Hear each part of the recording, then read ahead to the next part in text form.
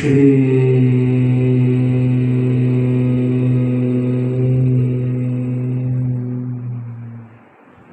मन पूरी तरह से शांत हो चुका है।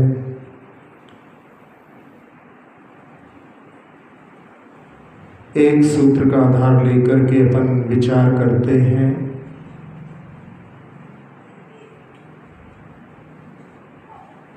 शाश्वतो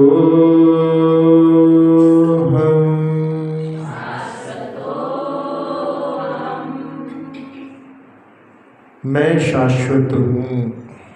मैं यानी क्या? आत्म तत्व। क्योंकि शरीर तो अपन देख ही रहे हैं। जब जन्म लिया था तब कुछ और था, धीरे धीरे धीरे परिवर्तन इसका स्वभाव है। लेकिन जो जानने देखने की प्रक्रिया अपनी बचपन में चलती थी, वही युवावस्था में, वही बुढ़ापे में, सब में जो है वो जानने देखने की प्रक्रिया अपनी अंदर से इस आत्म तत्व के माध्यम से वैसी ही चल रही है। तो ये आत्म तत्व शाश्वत है। जब इसी जीवन में इतने लंबे समय तक ये जब चल रही है तो अगले भव में भी ये चलती रहेगी और इसकी शुरुआत नहीं है। ये कभी नष्ट नहीं होती। इसीलिए कह रहे हैं शाश्वतो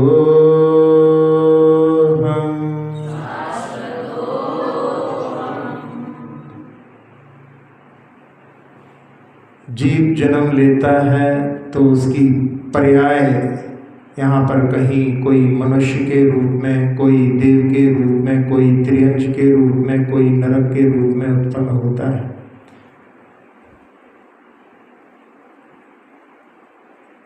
एक मल्टी के ऊपर जहाँ मल्टी का मालिक है उसके यहाँ भी संतान का जन्म हुआ है और उसके बेसमेंट में एक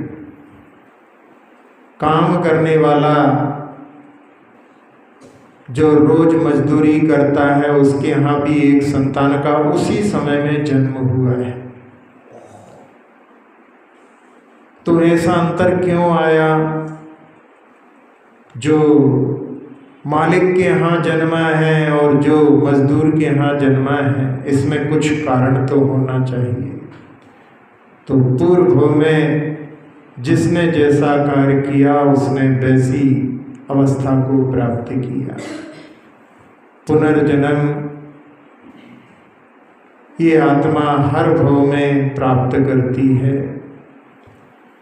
जहाँ कई ऐसे उदाहरण आपको देखने मिल सकते हैं जिसके माध्यम से कई लोग ये बतला देते हैं कि हम पूर्व में वहाँ थे, आगे भविष्य में हम कहाँ होंगे इसका तो जो है निर्धारण अपन नहीं कर सकते, लेकिन दिव्य ज्ञानी भी उसको बतला सकते हैं। एक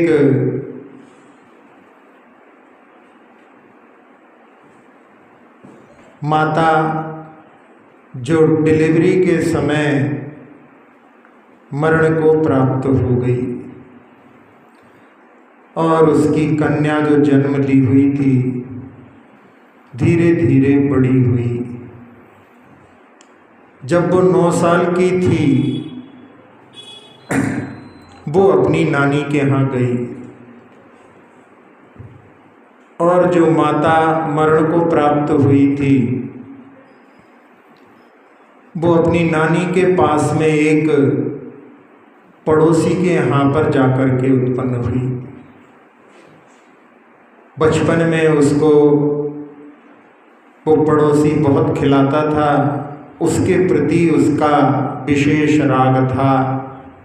जहाँ जीव का राग होता है वहीं पर जाकर के जन्म ले लेता है। जब दोनों कन्याओं का आपस में मिलन हुआ, जो बड़ी कन्या थी वो पुत्री के रूप में है, और जो छोटी कन्या है, क्योंकि माता का जब मरण हुआ 9 महीने गर्भ में रही, उसके बाद में उसका जन्म हुआ, तो वो 9 महीने छोटी है।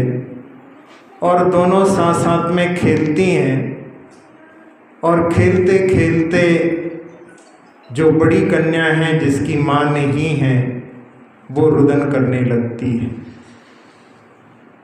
तो उस समय में जिसको कि पूर्व का स्मरण है वो उससे कहती है कि रो मत, मैं तुम्हारी माँ हूँ। जैसे ही वो सुनती है और वो और तेज तेज रोने लगती है, तो आस पड़ोस के सारे लोग आ जाते हैं और उनकी वार्ता सुनकर के आश्चर्यचकित हो जाते हैं। और जब उससे पूछते हैं कि ये तुम्हारी पुत्री कैसे, तो वो बतलाती है कि मैं इस घर में पहले जन्मी थी, और जब उस घर के अंदर उसको लेकर के जाते हैं वो सारा बतला देती है और कहती है कि ये जो है अलवारी उस समय में नहीं थी। तब वहाँ के जो रहने वाले उसके पिता हैं वो कहते हैं कि हाँ, ये तुम्हारे विवाह के बाद हमने खरीदी थी, इसलिए उसने उसको नहीं देखा था। तो ऐसी घटनाओं के माध्यम से जीव एक पर्याय से दूसरी पर्याय में जाकर के जन्म लेता है। कोई भी जीव अंत को प्राप्त नहीं होता, उसकी जीवन जो है जो चल रहा है बस वो समाप्त को प्राप्त होता है और फिर पुनः दूसरा जीवन चालू हो जाता है। इसलिए कह सकते हैं शाश्वतो हम।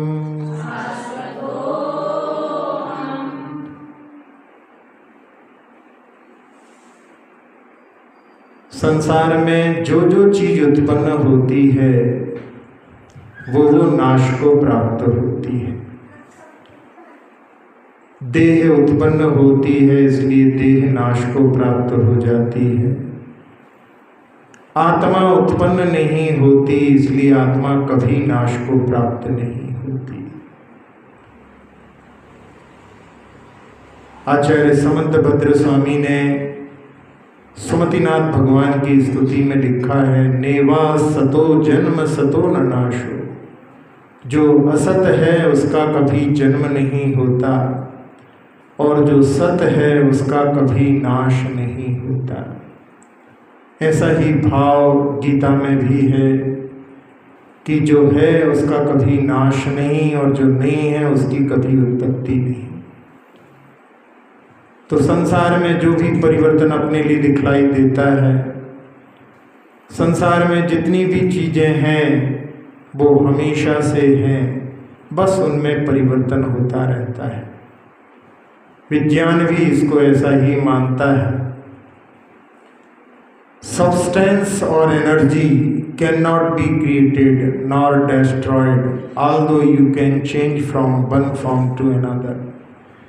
कि पदार्थ और ऊर्जा कभी नष्ट नहीं होती, बस एक फॉर्म से आप दूसरी फॉर्म, एक पर्याय से दूसरी फॉर्म पर्याय में उसको परिवर्तित कर सकते हैं।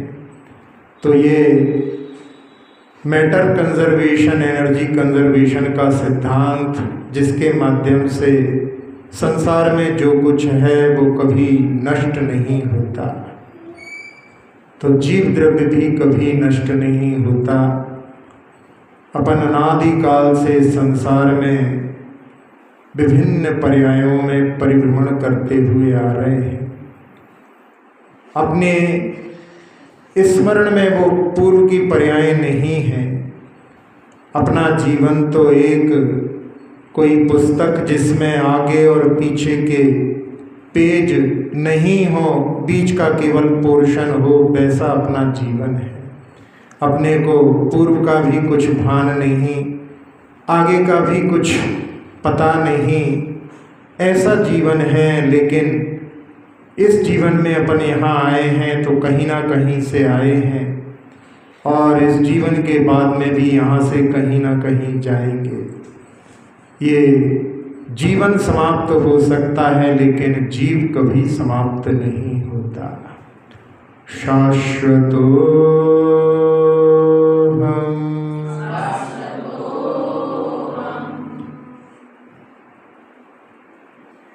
ये शरीर तो किराए की कोठी है। जितना आयु कर्म का किराया अपन ने दिया है उतने समय तक इस शरीर में रहने के लिए मिलेगा।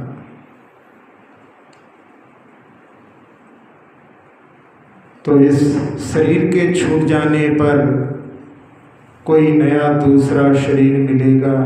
पूर्व का भी शरीर छूट गया।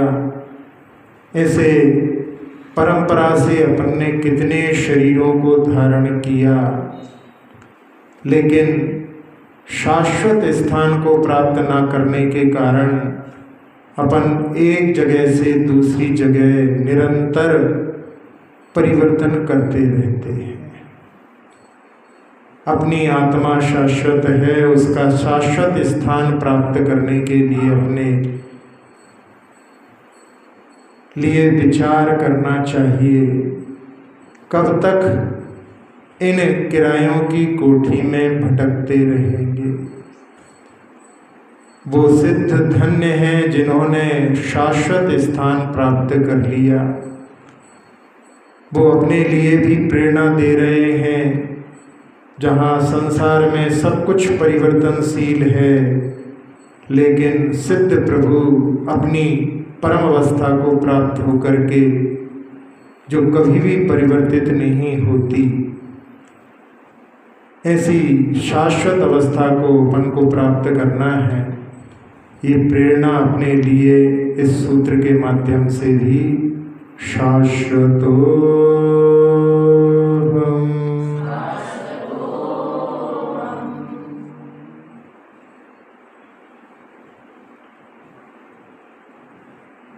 संसार में अपन देखें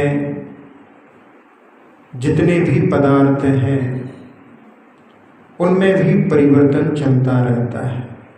जो अपने दृश्य में पुद्गल पदार्थ आता है उसमें भी परिवर्तन होता रहता है। वो परिवर्तन जहाँ जल जो है बह करके समुद्र में पहुंचता है और समुद्र में जहाँ धूप की किरणों से वो भाप बन करके ऊपर बादल के रूप में बन जाता है। बादल आकर के पुनः बरस जाते हैं, नदियों के माध्यम से पुनः समुद्र में पहुंच जाता है। बस ऐसा ही जो है सर्किल जीव का भी संसार में चलता रहता है। तो ये चक्र जो है हमेशा से चला आ रहा है। लेकिन जैसे बीज से वृक्ष होता है, वृक्ष से फिर बीजों की उत्पत्ति होती है। ये संतति को जब बीज को भून दिया जाता है तो फिर उसमें वृक्ष बनाने की सामर्थ्य नष्ट हो जाती है। ऐसे ही जिन कर्मों के माध्यम से गति से गति होती है, उन कर्मों को नष्ट कर देते हैं तो शाश्वत अवस्था को जीव प्राप्त हो जाता है। शाश्वतोऽहम्।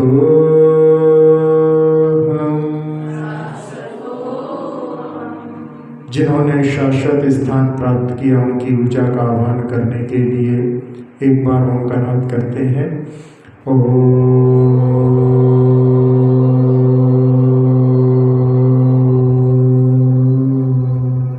बरस रही है ऊर्जा जहाँ सिर के ऊपरी भाग से मस्तिष्क में प्रवेश करके मन के सारे विकार धो चुकी है। नेत्र, नासिका, मुख, कर्ण, कंठ, फेफड़े, हृदय, छोटी आंत, बड़ी आंत, किडनी, लीवर आदि सभी अंतरंग अवयव, मेरुदंड, पीठ, कमर, कंधे, दोनों हाथ, दोनों पैर, पूरे शरीर को, पूरे शरीर की त्वचा को, पूरे शरीर के रक्त को निर्विकार, निरामय, निरोगी बना चुकी है।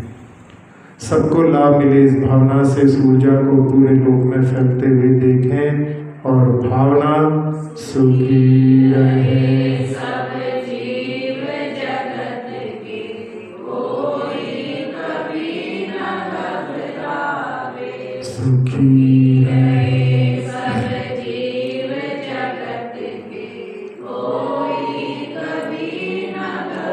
सुखी रहे सब जीव जगत के।